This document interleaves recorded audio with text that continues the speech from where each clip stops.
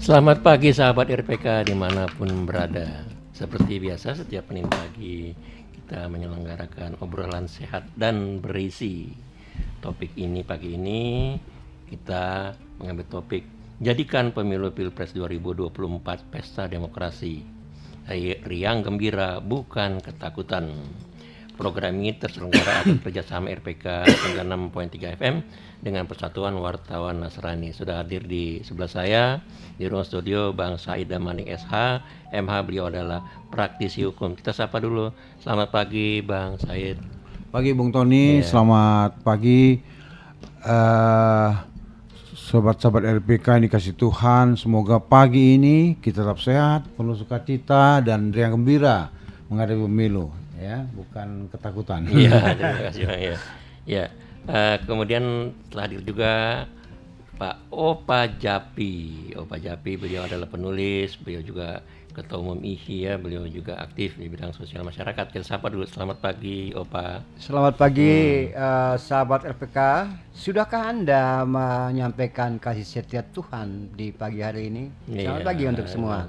Baik. Kemudian Bang Petrus Celestinus, advokat. Beliau adalah koordinator TPDI, koordinator advokat Perkat Nusantara. Apakah sudah hadir? Masih dalam perjalanan. Baik, kita sapa dulu. Kita bukanya dulu ya, Opa ya. Kemarin kita sudah mulai dengan seri pertama ya. Ya, kita memang Saya ikut seri pertama ya, kedua. Ya, biar dibuka dulu biar Ya. Bang Said ini ingin penjelasan. Silakan Bang Opa. Oh, saya dulu. Opa dulu katanya. Opa dulu ya. Coba dibuka. Selamat pagi sahabat RPK. Minggu lalu kita bersama berdiskusi tentang yang pertama tentang niat seseorang menjadi anggota parlemen dan berlanjut niatnya apa dan bagaimana untuk siapa dan membela siapa. Nah, dari niat tersebut akan muncul bagaimana action, bagaimana ia melakukan di area publik terutama kampanye, pra-kampanye dan setelah kampanye. Nah, setelah itu, dalam kampanye dan pra-kampanye ini bisa saja muncul gesekan-gesekan. Nah, ini kita yang tidak mau. Kami ada di sini RPK, obsesi kita tidak mau bahwa nantinya pra-kampanye dan kampanye untuk menjadi anggota parlemen dan juga presiden dan wakil presiden di dalamnya ada gesekan-gesekan yang bisa merusak persatuan dan kesatuan bangsa. Itu udah dulu. Minggu lalu itu Pak. Minggu lalu ya. Baik. Jadi Bang, kita mengenal ya, dulu saya waktu kecil ingat tuh ada lagunya tuh, pemilihan umum telah memanggil kita gitu ya. Seluruh rakyat menyambut gembira gitu. Jadi sekarang kok apalagi yang kemarin kita lihat zaman Pak Jokowi, begitu juga zaman Ahok apalagi. Apa yang salah nih Bang? Silakan Bang. Saya kira maksud pemilu adalah semua warga negara ikut menentukan langsung atau tidak langsung arah perjalanan bangsa ini gitu ya. Makanya dalam pemilu diharapkan semuanya dilakukan secara langsung, umum, bebas dan rahasia. Itu undang-undangnya ya, konstitusinya jelas gitu. Dan melalui pemilu lah peralihan kekuasaan dilakukan supaya semuanya legal, sah, dan sesuai prosedur yang ada supaya diakui oleh bangsa dan rakyat bahwa yang terpilih siapa, baik sebagai pimpinan nasional, pimpinan kepala daerah tingkat 1 dan tingkat 2, baik sebagai calon legislatif pusat maupun tingkat 1 dan tingkat 2. Cuma betul tadi Bung tadi menyampaikan bahwa jangan sampai lupa, kita bukan, baik para calon itu bukan hanya mendapatkan kedudukan atau memperoleh kedudukan atau kekuasaan, tapi sebetulnya dia harus hayati betul, dia sungguh-sungguh akan menjadi pelayan masyarakat. Pelayan masyarakat dan menyampaikan hak dan kewajiban masyarakat dengan baik, yang intinya adalah untuk tegaknya keadilan, kedamaian, kesejahteraan, ketenangan, kenyamanan bagi bangsa dan rakyat pada umumnya gitu ya. Ya tentu pedomannya hanya satu, Pancasila dan UUD 45, jangan yang lain. Ya. Jangan coba-coba, Pak Presiden sendiri sudah ingatkan, jangan pemilu ini dipakai dengan nuansa identitas, sara dan sebagainya, itu memecah belah bangsa. Cobalah dengan segala macam cara, baik langkah-langkah yang dilakukan, program yang dilakukan, kampanye yang dilakukan, sosialisasi yang dilakukan, semua tetap adalah untuk kerukunan, persatuan dan kesatuan bangsa, dan NKRI semakin utuh dan kuat gitu ya. Jadi bukan yang lain gitu loh. Jadi mudah-mudahan kita mungkin beberapa bulan lagi makin ramai nih Bung, ya kan, menjelang kampanye-kampanye dan sebagainya ini. Kita harapkan semuanya ini adalah hal biasa, berdemokrasi secara biasa. Pesta demokrasi ini kita sambut dengan sukacita, damai sejahtera, semangat, dan dinamika yang tinggi. Tetap memperhatikan koridor-koridor hukum dan peraturan perundang-undangan, bukan mencari emosional dan kepentingan kelompok saja gitu. Hati-hati ya, sudah mulai ada nuansa-nuansa menyampaikan sara, nuansa-nuansa menyampaikan kelompok-kelompok kecil yang hanya ingin menjatuhkan penguasa yang ada sekarang gitu ya. Sebetulnya bukan soal itu yang kita cari, mestinya adalah bagaimana supaya masyarakat bangsa ini semakin adil, semakin sejahtera, semakin tenang, semakin rukun, bukan sebaliknya. Terima kasih, itu dulu bukan. Ya baik, kita sudah dapat ya penjelasan dari kedua narasumber kita. Silakan pendengar dimanapun berada, hubungi kami di 021 8444 atau 0815 1808444. Kami juga ada di YouTube RPK ya. Opa, silakan dilanjutkan. Ya, sebetulnya rakyat Indonesia ini kalau boleh saya katakan lebih banyak orang yang suka damai, ramah ya, yang adem ayem, dan juga tingkat persaudaraan komunitas-komunitas di antara rakyat ini sangat luar biasa ya. Itu sebetulnya yang terjadi di situ. Namun, namunnya ini, jika terjadi provokasi politik, akhirnya memunculkan, tadi Pak Said sudah bilang, ada emosi, ya, memunculkan emosi, memunculkan gesekan, memunculkan pertengkaran, ya. Dan apalagi umpama saya Timur, kemudian kandidat saya lawan saya Pak Damanik yang Batak. Nah, komunitas beragam ini kemudian saya gunakan. Jangan pilih dia. Sini Timur sama Timur, agama ya begini. Padahal saya sama Pak Said itu bersahabat. Namun ketika muncul di dalam konstelasi persaingan politik, persahabatan kita itu apa artinya? Ya, jadi persaingan. Lalu jika Pak Said tidak terpilih, maka dia akan, oh luar biasa itu orang tuh, dia kerjain saya. Nanti satu waktu. Nah, yang terjadi apa? Pertengkaran, dendam, luka-luka batin, dan perselisihan tak berujung. Nah, ini bahaya nih. Ini Pak Damanik tadi sudah terlihat tanda-tanda. Lalu bagaimana kita, pesawat RPK, kita semua berupaya agar seperti itu tidak terjadi. Nah, saya pikir obsesi ini harus bisa sampai ke tataran pendengar atau rakyat yang bisa lihat. Jangan sampai terjadi. Baik ya. Demikian tadi penjelasan dari Opa Japi. Kita dengarkan dulu yang satu ini.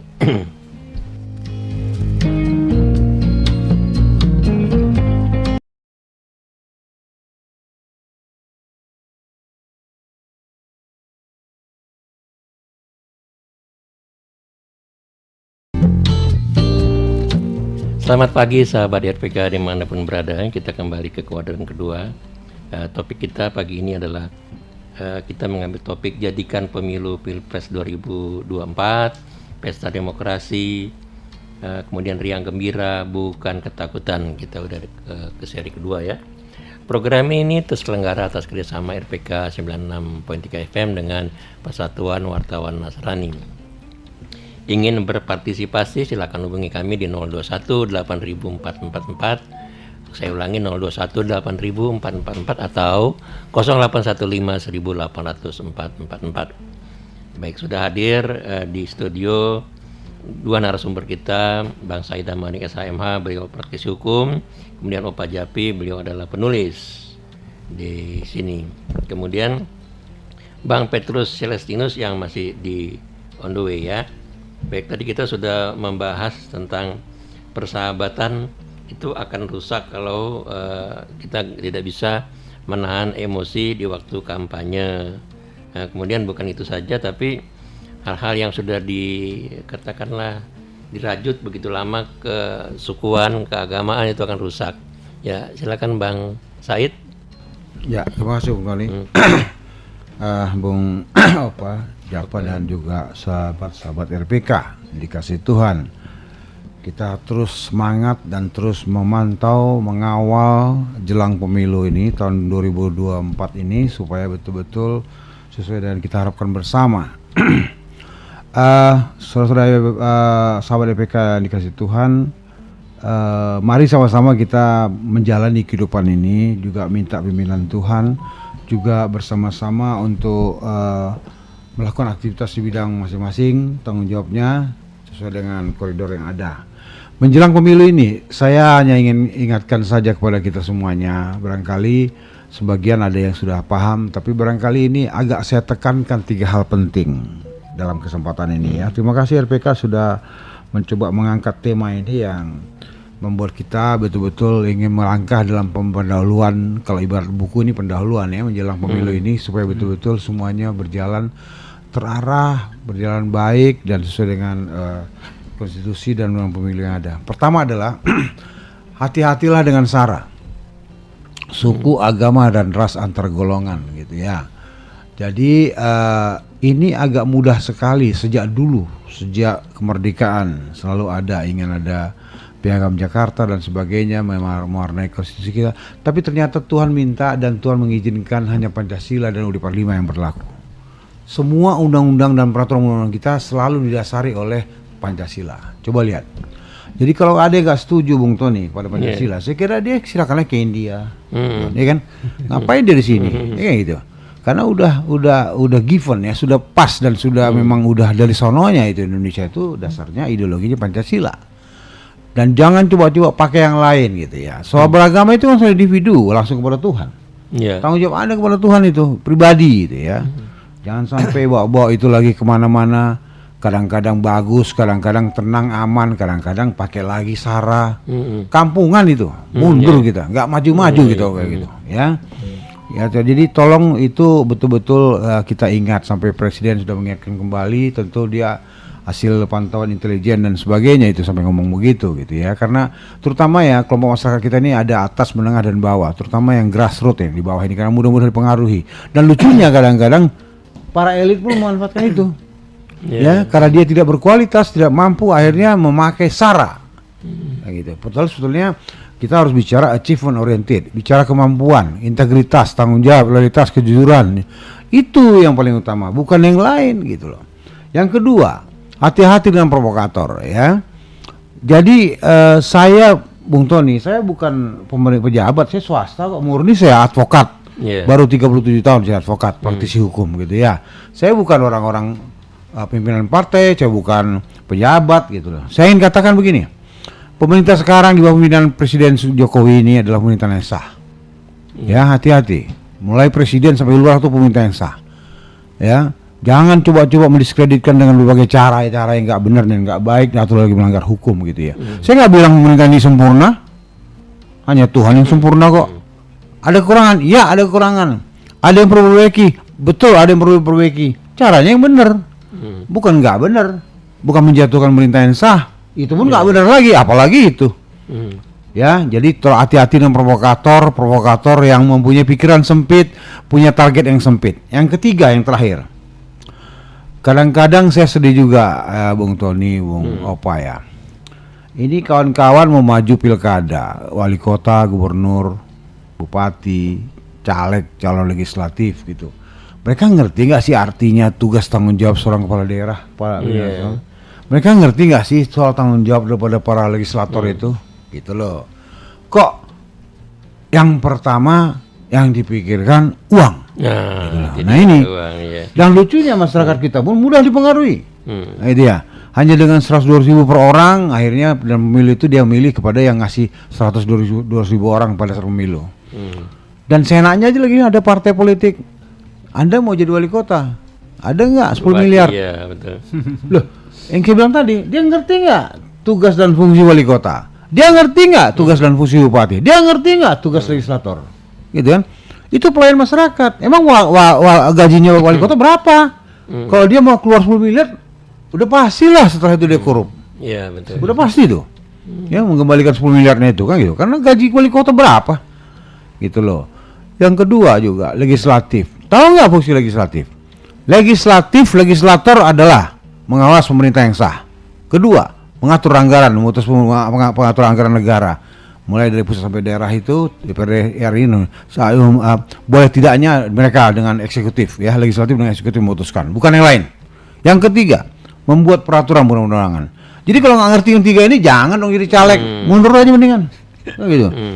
Jadi jangan modal popularitas, misalnya kawan-kawan artis ini ya.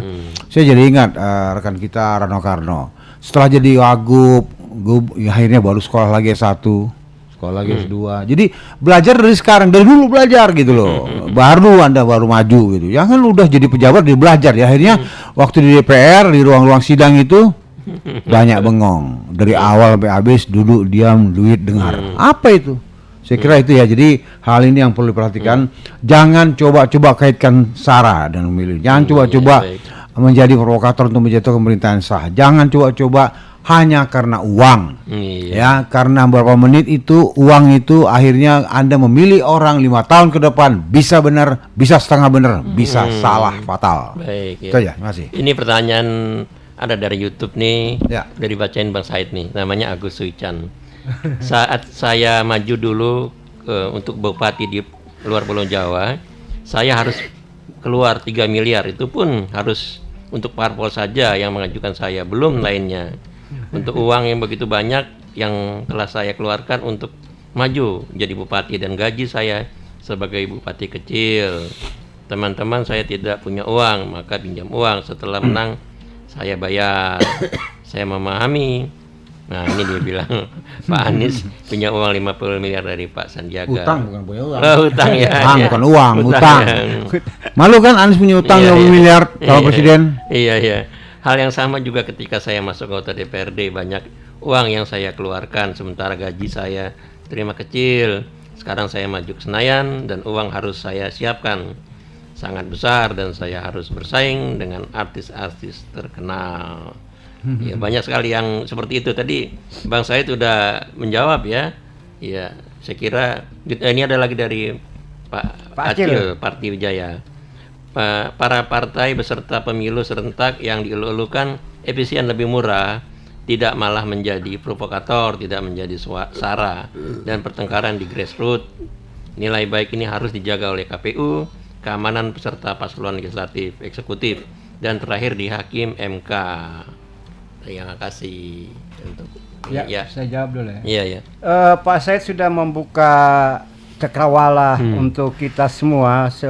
Saya berpikir bahwa semoga sahabat RPK bisa menyimak tadi. Nah, saya melanjutkan cakrawala yang sudah dibuka oleh Pak Said tentang siapa yang bisa menjadi pengacau, ya, siapa yang bisa membuat pemilu dan pilpres ini kekacauan, kaos dan rusuh. Nah, tadi jelas ada 3 kelompok itu, 3 orang itu, 3 kelompok yang seperti itu. Nah, kalau 3 kelompok ini dia gunakan dengan cara-cara yang tidak bermartabat tadi, ya, tidak bermartabat tadi, maka dia akan mengajak orang lain dia ke rumput untuk melanjutkan aksi-aksi yang tidak bermartabat tersebut. Nah, caranya kekacauan. Baik, ya. Saya kira menarik sekali, tapi kita harus break sejenak. Kita dengarkan dulu yang satu ini.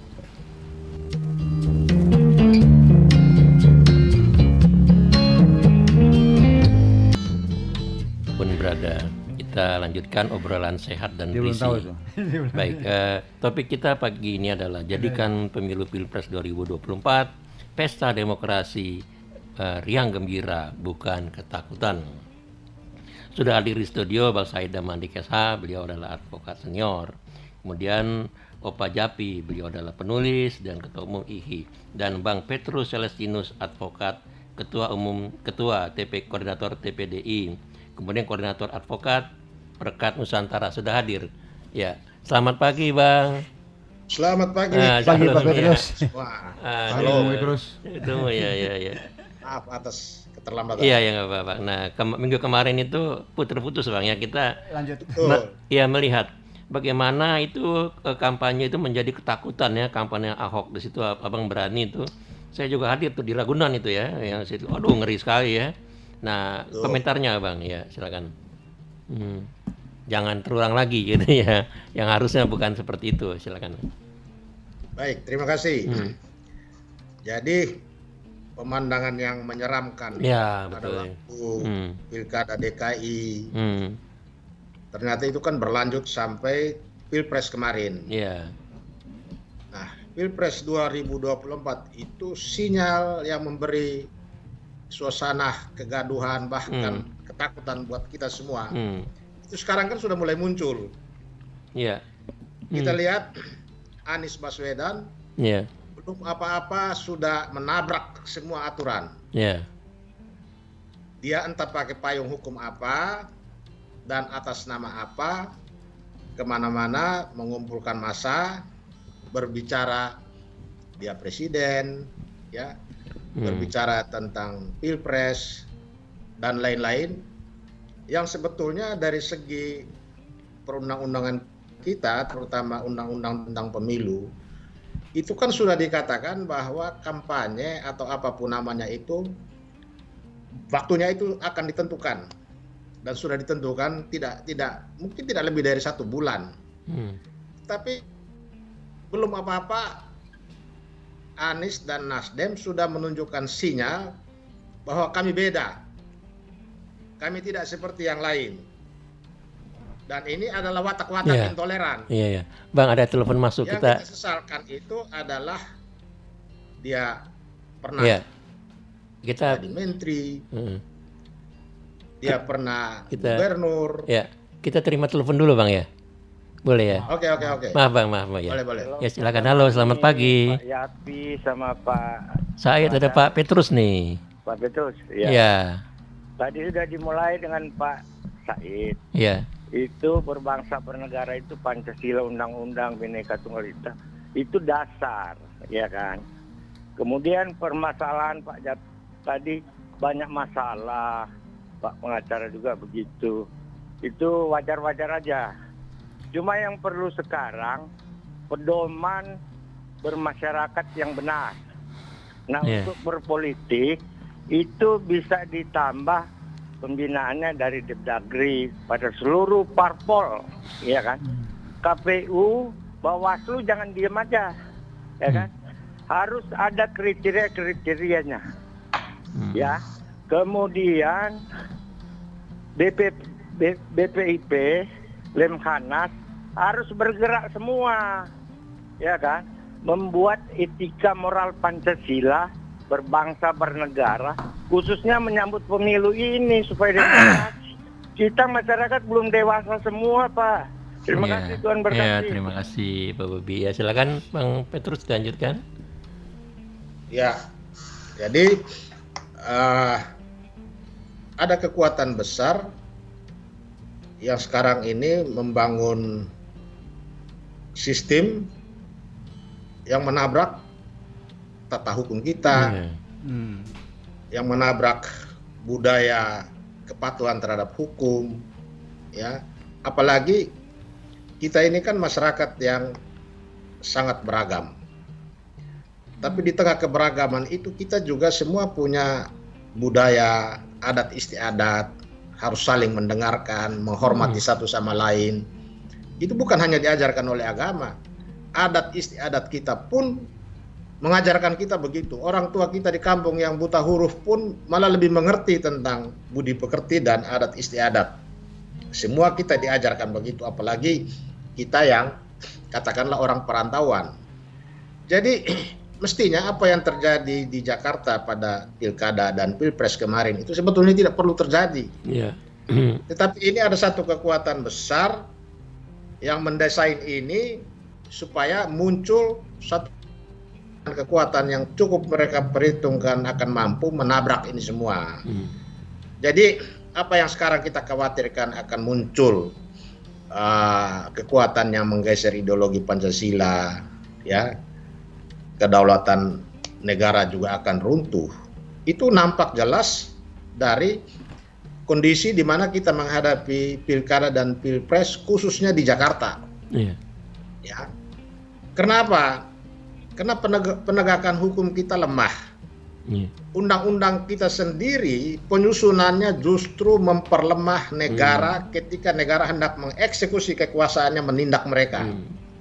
Salah satu undang-undang yang punya andil besar dalam memperlemah kekuasaan negara ketika menindak kelompok ini adalah Undang-Undang Ormas yang dibuat oleh Presiden SBY pada tahun 2013 menjelang akhir masa jabatannya. Undang-Undang Nomor 17 tahun 2013 adalah rumusan undang-undang yang memberi ruang gerak untuk kelompok-kelompok intoleran, kelompok radikal memperjuangkan ideologinya secara leluasa. Tetapi ketika negara hendak bertindak, negara diperlemah. Masa negara mau menertibkan, mau membubarkan harus beri peringatan, harus minta izin dulu kepada Menteri Hukum dan HAM, kemudian kalau tidak diizinkan digugat ke pengadilan, proses hukum berlarut-larut, kemudian kalau pengadilan menyatakan pemerintah boleh bubarkan, baru itu dibubarkan. Inilah yang saya bilang, undang-undang ini memperlemah kekuasaan negara ketika negara mau bertindak. Karena itu Presiden Jokowi pada 2017 kemarin mengeluarkan Perpu mencabut pasal-pasal yang memperlemah kekuasaan negara. Kemudian dengan Perpu itu Menteri Hukum dan HAM membubarkan FPI, membubarkan HTI dan lain-lain.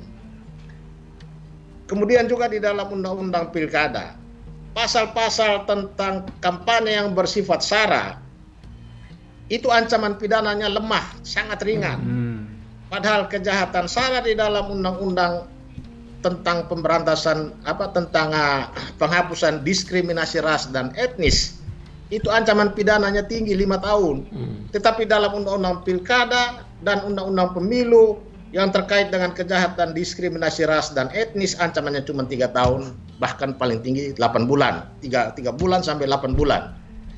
Jadi sebetulnya di DPR sana itu kelompok ini sudah kuat. Kelompok intoleran, radikal masuk melalui partai-partai politik. Saya curiga partai politik yang menamakan diri nasionalis pun kelompok ini berhasil menyusup masuk di dalam. Sehingga kita lihat kemarin ketika Ahok menghadapi pilkada, dikriminalisasi, agamanya dipolitisasi, tidak ada penegakan hukum. Polisi di demo, dikepung tiap hari, harus tetapkan dia tersangka.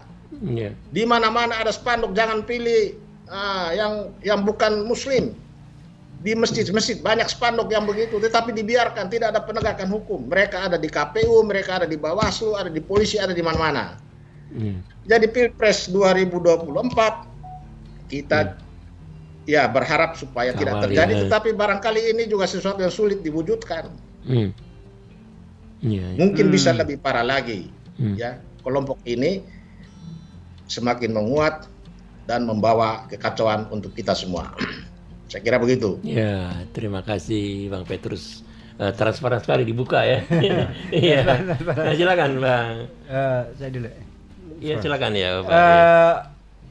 Saya lebih fokus ke persiapan kita sebagai rakyat dan bangsa untuk mencegah kekacauan, ketakutan, kerusuhan seperti itu. Dan saya pernah mengusulkan ke banyak teman, termasuk beberapa rekan di Senayan. Mereka sebut bahwa calon anggota parlemen itu dari wilayah sampai pusat sudah ada semacam kriteria tertentu. Tapi saya bertanya, apakah sudah ada asesmen terhadap calon anggota parlemen dari wilayah sampai pusat? Negara bisa saja membuat asesmen kepada calon guru, dosen, dan anggota tentara, ASN dan semua. Tapi apakah Bawaslu, KPU dan negara bisa membuat semacam kriteria, semacam asesmen terhadap calon anggota parlemen? Sehingga yang muncul di sana adalah anggota parlemen yang berkualitas, yang betul-betul melakukan edukasi publik, advokasi publik dan membawa aspirasi rakyat. Jika tidak, maka tidak menutup kemungkinan mereka anggota parlemen, calon anggota parlemen ini yang tanpa lolos asesmen ini, yang biang kerok ini kekacauan di pemilu dan seterusnya. Kira-kira gitu Pak. Baik, Said. sangat menarik Sari. Tapi sebelum ke Bang Said, kita dengarkan dulu yang satu ini, silakan.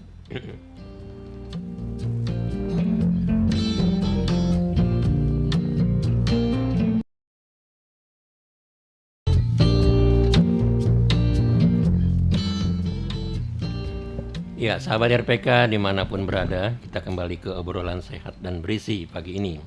Pagi ini kita mengambil topik jadikan pemilu Pilpres 2024 pesta demokrasi, riang gembira bukan ketakutan. Sudah hadir 3 narasumber kita di sini, Bang Said Damanik, beliau adalah senior dari advokat, kemudian Opa Japi di sini penulis, kemudian Bang Petrus Celestinus, beliau adalah pengacara senior juga. Di sini ada pertanyaan dari Antonius Adanai. Selamat Hari Radio Sedunia. Wah, dia tahu nih. Teruslah mengudara memberitakan yang terpercaya, teraktual dan terdepan bagi pendengar masyarakat sampai ke pelosok Indonesia agar lebih bangkit, maju dan berpikir secara sehat dan adil dalam ketuhanan seperti yang ada di butir-butir dasar negara kita Pancasila. Terima kasih Pak Storus. Tadi Bang Said sekarang ya. Tadi Bang Petrus mengatakan bahwa sudah ada undang-undang pilkadanya tapi sangat lemah di sini. Yang harusnya 5 tahun prakteknya hanya 3 sampai 8 bulan. Kemudian ada juga dari Pak Opa Japi ya udah masuk gitu. Jadi lemah nih sebenarnya yang di komponen-komponen negara, Bawaslu, KPU segala macam harus memfilter, lemah juga. Gimana Bang pendapatnya, Bang? Ya. Selamat siang Bung Petrus, rekan-rekan sekalian dan sobat RPK. Tadi salah satu penanya menyampaikan memang betul bahwa Depdagri yang katanya sebagai pembina politik dalam negeri itu mestinya efektif ya, berfungsi. KPU juga ya sebagai wasit pemilu ini harus juga menjadi wasit yang benar dan adil. Bawaslu betul-betul badan pengawas pemilu, bukan hanya lambang atau formalitas. Jadi saya kira memang betul bahwa saya tadi agak bicara awalnya secara umum saja, tapi sekarang saya coba bicara detail.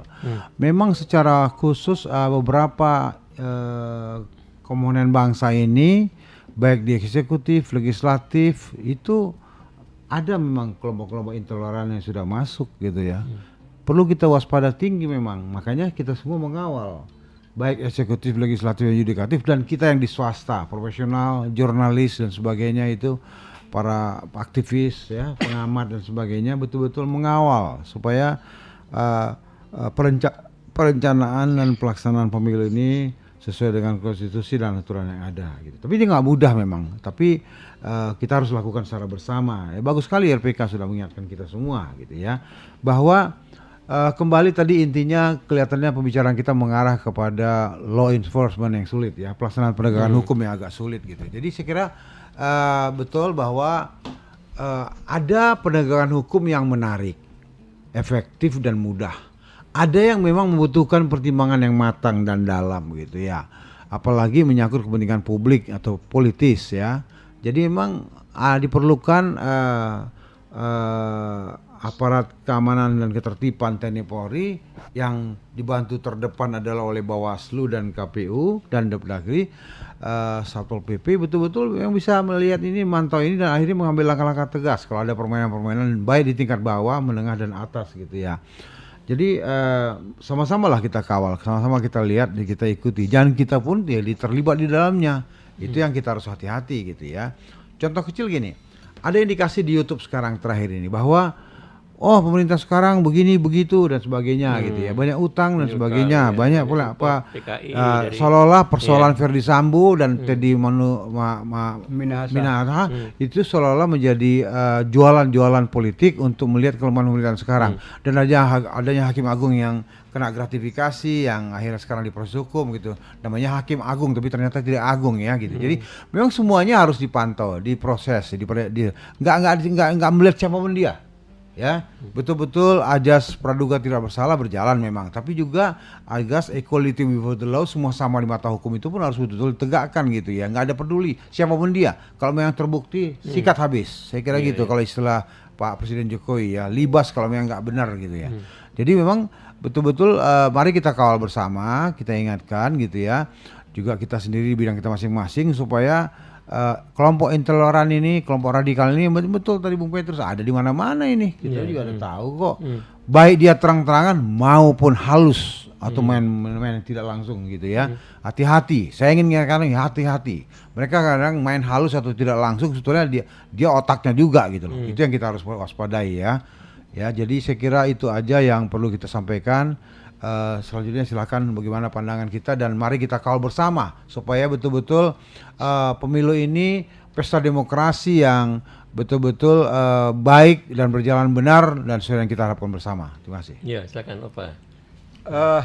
Saya teruskan dari paparan Pak Petrus tadi dan juga Bang Said. Agaknya yang terjadi sekarang ini satu upaya penyempitan cara berpikir rakyat. Nah, penyempitan sehingga muncul kandidat-kandidat yang sebetulnya belum jadi kandidat. Ya, masih main-main, ya, masih penawaran-penawaran. Nah, mereka menawarkan mengikuti Pak Petrus tadi, mereka menawarkan jika tidak pilih saya, jika memilih saya maka begini, maka begini, maka begini. Nah, jika tidak pilih saya maka begini, karena pemerintah ini. Para kandidat ini memunculkan diri sebagai oposisi yang tidak berkualitas dan tidak bermartabat. Nah, dan di bawah dia, kelompok lingkaran dia ini bukan lagi memberikan narasi-narasi yang bersifat mendidik, tapi justru meneror rakyat. Nah, ini penyempitan berpikir sehingga rakyat terkotak-kotak pada banyak hal. Nah, ini akhirnya negara harus lagi menyusun pasal-pasal yang sudah terkotak-kotak ini. Dari pilpres yang lalu belum utuh, belum sembuh luka-luka sosial, luka-luka batin. Nanti kalau 2024 kita ulangi lagi, mau jadi apa bangsa ini? Nah, itu yang terjadi seperti itu. Saya selesai dulu di situ. Mungkin Pak Petrus mau tambah. Iya. Ya, Bang Petrus, ini tadi kita sebetulnya sudah ada ya perangkat-perangkat hukumnya. Hanya di sini penegakan hukumnya mungkin ya.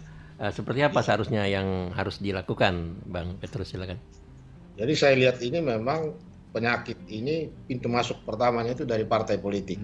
Partai politik. Ya. Karena dari partai politiklah mereka masuk dan ditempatkan di mana-mana. Eksekutif, legislatif, bahkan yudikatif, itu kekuatannya. Orang mau jadi hakim agung, pintu masuknya di DPR. Iya. Di DPR, ya nasib orang ini udah dikapling-kapling. Ini partai mana, hakim ini didukung partai mana, itu sudah di-steer semua. Jadi yang harus dicuci otaknya sekarang ini adalah partai politik, supaya partai politik di dalam merekrut caleg-caleg, merekrut calon bupati, gubernur, bahkan capres, itu harus betul-betul yang seperti dikatakan Pak Opa tadi, asesmennya itu harus ketat. Dia tidak boleh pernah menjadi anggota HTI, anggota FPI atau yang semacamnya, dan yang berafiliasi ke sana. Itu harus masuk menjadi syarat untuk dia menjadi caleg atau jadi bupati, gubernur, bahkan jadi presiden. Kalau tidak, ini penyusupan ini lama-lama menjadi ya proses yang biasa, orang bebas keluar masuk. Karena kelompok ini semakin besar, maka partai politik pun tergoda. Ambil caleg dari kelompok ini dengan harapan supaya ada penambahan kursi di DPR, dapat penambahan bupati, gubernur di daerah itu. Ini juga yang membuat penyakit yang merusak bangsa ini. Karena sekarang ini kan kita lihat ya, seorang bupati, seorang gubernur di dalam forum-forum resmi bisa mengeluarkan pernyataan yang melawan negara, atasan, karena dia beli rakyat. Seperti kemarin bupati atau gubernur di DPR, dia malah mengancam kalau tidak begini dia akan melakukan perlawanan, dia akan membangun kekuatan di daerahnya untuk melawan pemerintah pusat. Ini artinya kelompok-kelompok yang merusak, ya, yang berusaha merebut kekuasaan melalui pemilu, pilkada, ini makin kuat. Karena mereka merasa sudah menempati posisi-posisi tertentu yang yang sangat menentukan dan bisa menambah kekuatan mereka dari pemilu ke pemilu, dari pilkada ke pilkada. Saya kira begitu. Iya, terima kasih Bang. Ini kita bacakan dulu dari Foxal ya Mbak. Semua stakeholder pemerintah sangat komplit dalam mengamankan pemilu. Tetapi kenapa sampai saat ini pemerintah tidak edukasi di masyarakat? Kenapa pemerintah dalam hal ini Menteri Agama tidak menertibkan tokoh agama? Ya saya bacakannya seperti Abdul Somad. Sebelum saat kampanye dan pemilu tiba saatnya, mereka menjadi provokator atau ciring kampanye nanti. Ya silakan, mau dijawab? Ya, Pak Said. Pak Said ya. Ya, emang bicara stakeholder kan banyak sekali nih. Tapi memang ya agak peka dari sisi agama dulu, gitu ya. Kadang-kadang menyampaikan, mengarahkan atau memimpin, memantau tokoh agama ini nggak mudah memang. Gitu ya. Kadang-kadang juga ada kelompok tertentu yang senang adanya provokator yang intoleran, radikal dan sebagainya gitu. Iya. Baik. Baik, kita jawab telepon dulu ya Bang ya sebentar. Ya. Halo, selamat pagi. Halo. Ya, selamat pagi. Oh, Pak Hendrawan ya, silakan Ya, Pak. selamat pagi, Pak.